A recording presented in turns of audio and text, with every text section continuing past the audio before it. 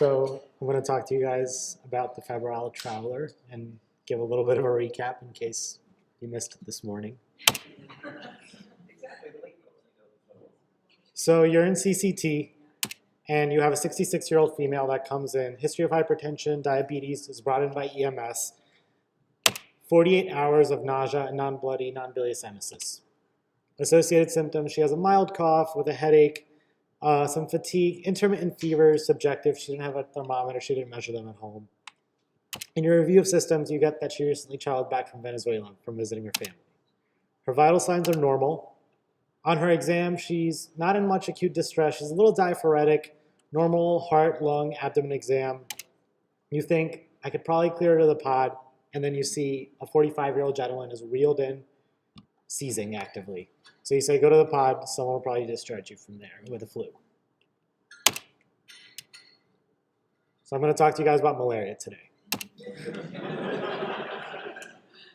Overview, we'll talk about the prevalence and relevance, the etiology, pathogenesis, clinical presentations that you'll see, the uncomplicated and the severe, the workup, treatment options, any questions you guys have, and then we'll go over some takeaways.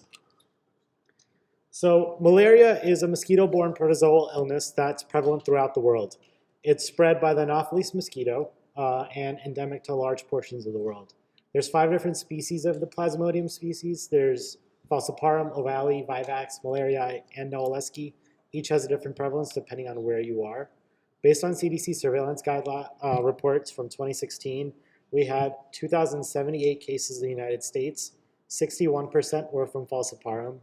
68% were from West Africa. And of these cases, 14% were classified as severe illness. In total, 265 were in New York City.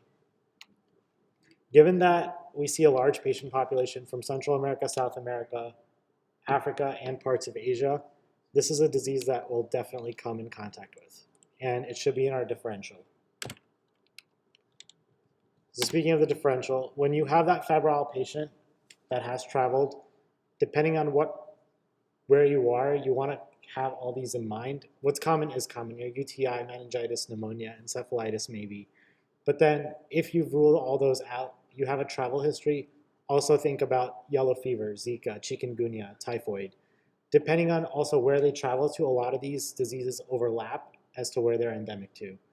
So for example, if you're in parts of Africa, dengue, leptospirosis, and malaria all kind of coexist in that area.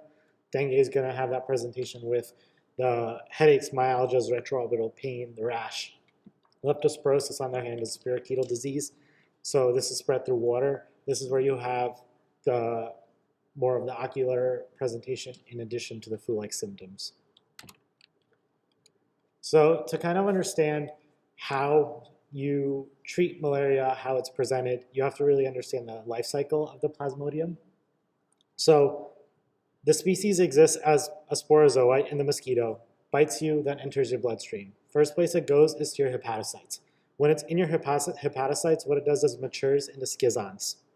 These schizons are then ruptured from the hepatocytes to enter your bloodstream.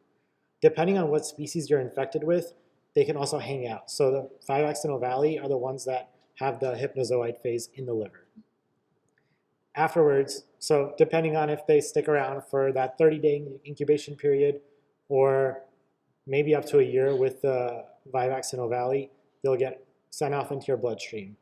This is where they enter that erythrocytic stage and enter your red blood cells. They continue to mature there through an asexual phase and then are ruptured.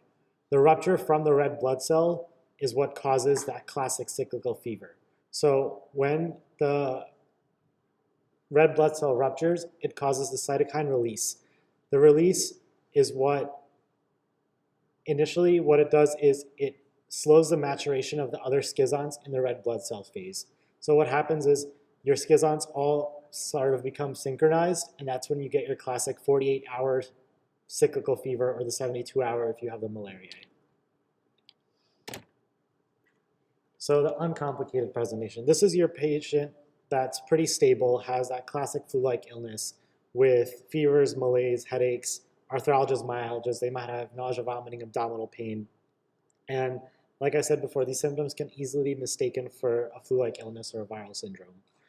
These patients will typically progress to have paroxysms of these fevers, chills, nausea, malaise, followed by some diaphoresis, and then it'll calm down. And then that 48 or 72 hours later, these symptoms will happen again. Patients who are infected with falciparum, however, tend to have more of a constant baseline fever with spikes throughout the day or every other day. So every patient that you see with malaria might not have that classical 48-hour cycle. And then you have the severe. So severe malaria is defined by the WHO as having a mortality rate of between 5 to 30%, which is pretty wide and also pretty large. So the first group of patients that fall into the severe malaria group are those that are like the unstable patients. These are patients that have an organ damage and have an immediate risk to their life. These are the patients that need immediate antibiotic anti-malarial treatment. These are your obtunded patients, your prostrated patients, patients who have decreased mental status, the ones that come in respiratory distress, acute pulmonary edema, shock, DIC, or anuric or upper GI hemorrhage. The second group of patients, these are patients that you can put on the PO artemisinin that we have, the combination therapies. These are your watchers. The reason why is because these patients, although they're tolerating PO, might have severe anemia, which is less than 5. They might have had, if they have had one convulsion in the last 24 hours, they fall into this group. If they have black water fever, jaundice, or a parasitemia level of greater than 5%. And then your third group that are in the severe malaria group are those that are like that patient that you cleared to Pod A. Just looks like a normal febrile illness. Everything else is fine, but they can't tolerate PO because they're constantly vomiting. These are patients you also need to treat as a severe case. Among those that were diagnosed with severe malaria in 2016, AKI was the most common complication that they had, followed by cerebral malaria, anemia, ARDS, and jaundice. Other things that you'll see is elevated lactate levels, hypoglycemia, severe anemia, ATN, AKI, APE, significant bleeding from thrombocytopenia, and shock. So some physical exam findings. The first picture here is of what we call black water fever. So this is the dark black urine that you see that's caused by excessive hemolysis that happens in patients with severe malaria. In patients with typhoid, this can get really confusing because they have similar dark urine, but the urine in malaria is classically like a lot more blacker. You don't want to confuse that with just super concentrated urine that you might see in an otherwise dehydrated patient that has another disease. You also see jaundice, also secondary to hemolysis and the bilirubin deposition. These patients will also have splenomegaly, secondary to the splenic congestion you have from all the lysed red blood cells, fever, tachycardia, and then pallor from the anemia. So your workup. You're going to get your labs. On your CBC, one thing you'll see is anemia. This results from the parasitized red blood cells going through rupture and then also a decrease in erythropoiesis that happens. Thrombocytopenia is another thing you'll see. Usually less than 150,000 is what we would classify as in the severe group.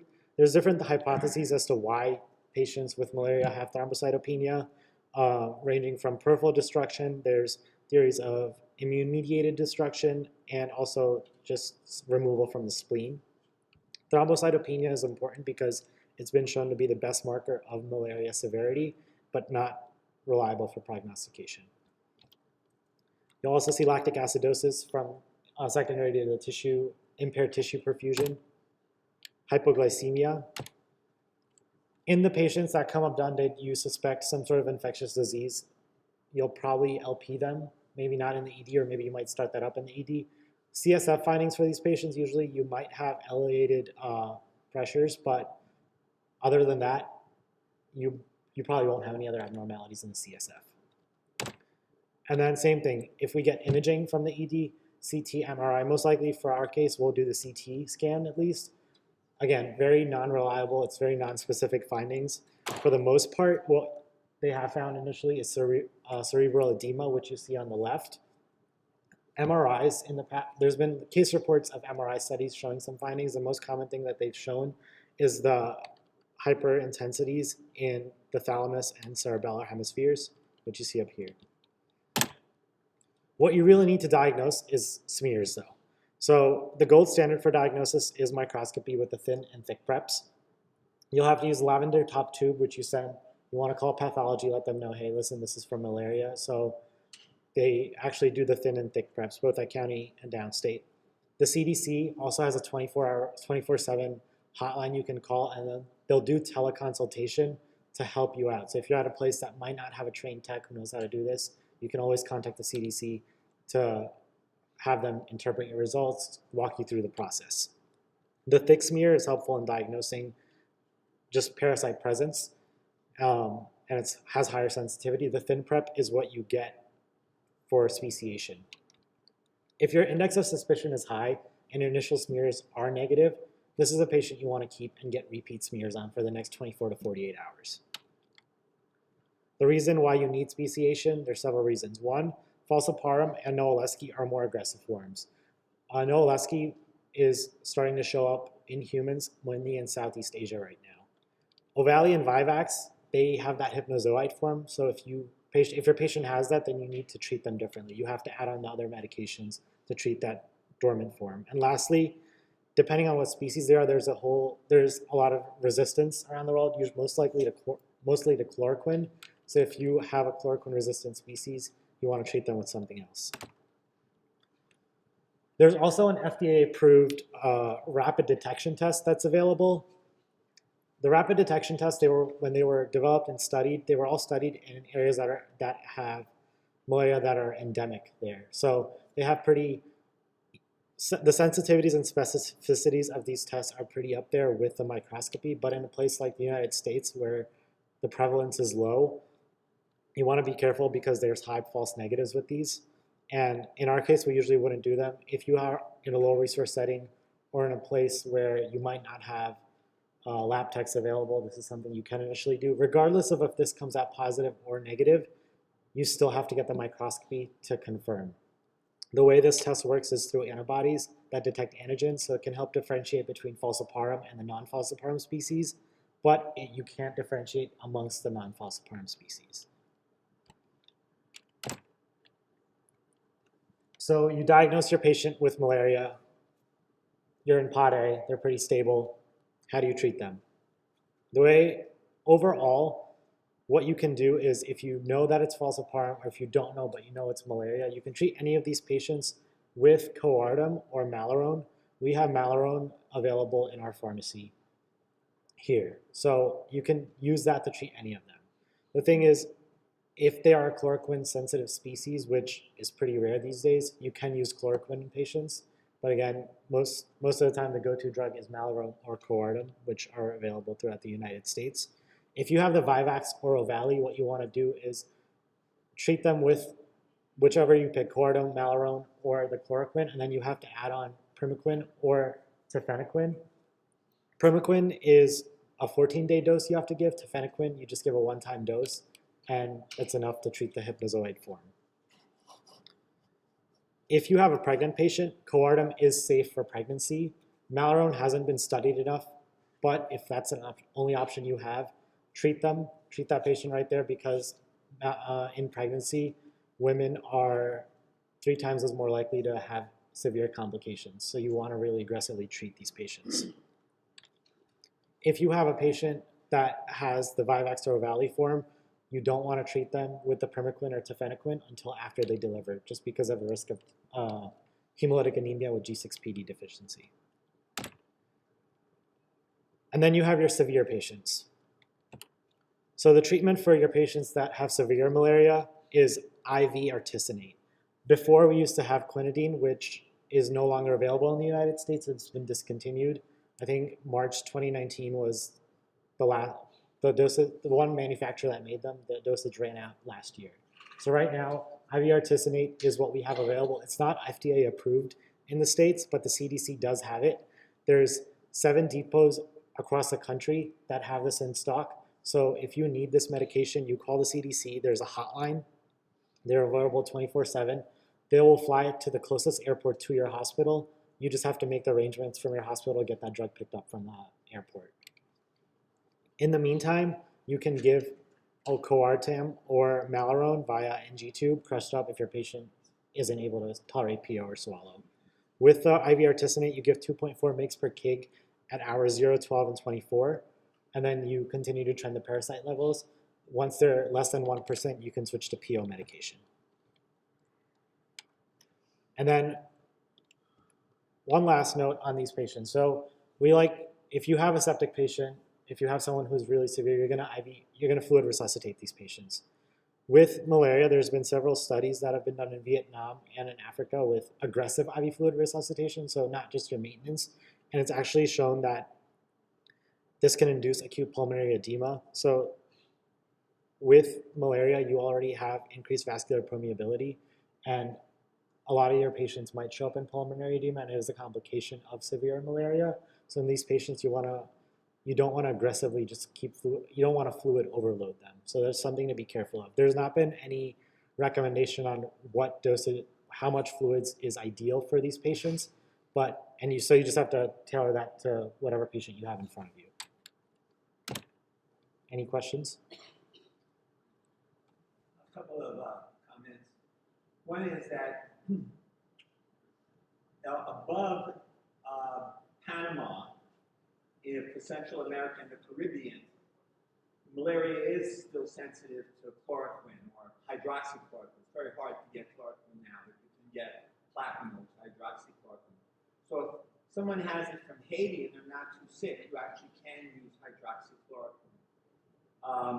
And some places in the Middle East, you'll still find that you can use hydroxychloroquine. But most places, South America, Asia, Africa, you can't, South Pacific, you can't use, like you said, they're all resistant to chloroquine or hydroxychloroquine. The other, I'm glad you brought up about the test, using the chemical test for malaria.